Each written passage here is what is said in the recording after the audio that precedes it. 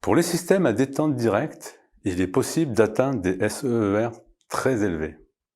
Pour les systèmes à eau glacée, les performances sont légèrement inférieures, mais il est possible de faire de la récupération pour produire de l'eau chaude, de coupler le système à un stockage d'eau glacée pour faire de l'optimisation tarifaire.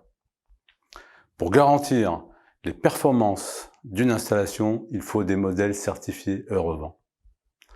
Pour obtenir une bonne efficacité énergétique globale d'un système à eau glacée, on verra à opter pour des technologies de compresseurs les plus adaptées au profil de charge et ayant le meilleur SEER possible, optimiser la conception des réseaux pour réduire les pertes de charge, choisir des moteurs à courant continu pour les pompes et les ventilateurs, et enfin, concevoir la régulation, la GTB, pour corriger le comportement des occupants et interdire des consignes trop basses. L'efficacité d'une installation peut se dégrader très vite si l'on ne prend pas soin à une bonne conception des réseaux d'air, de froid et de conduite d'eau glacée pour éviter des points de condensation, y compris dans les réseaux de condensat, par exemple en Guyane. À une bonne intégration architecturale des unités extérieures vis-à-vis du bruit, de l'exposition, du soleil et des poussières. Vous trouverez dans les ressources documentaires une fiche sur l'intégration architecturale des unités extérieures. Enfin, souscrire un contrat de maintenance pour maintenir la qualité d'air et l'efficacité énergétique des systèmes. À titre d'exemple, un climatiseur individuel sans entretien voit son efficacité chuter très vite jusqu'à 38% par an s'il n'y a pas d'entretien.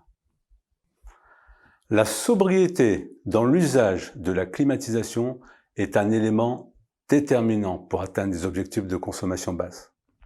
Les deux principaux leviers d'action sont un niveau de consigne élevé, 26 degrés sont en général suffisants en termes de confort, un fonctionnement de la climatisation uniquement en période d'occupation et limité à la saison chaude.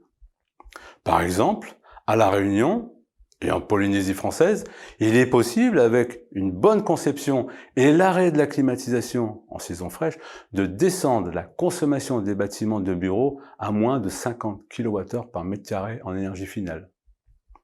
En Guyane et aux Antilles, les saisons sont moins marquées, mais il est possible d'arrêter la climatisation en saison sèche, moyennant un faible nombre d'heures d'inconfort si le bâtiment a été construit pour fonctionner en ventilation naturelle en saison sèche.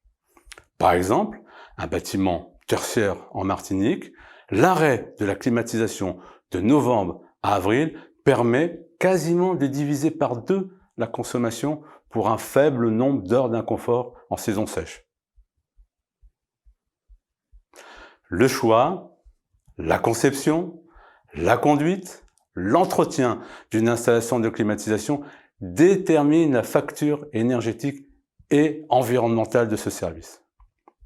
Pour en savoir plus, nous vous proposons les lectures suivantes.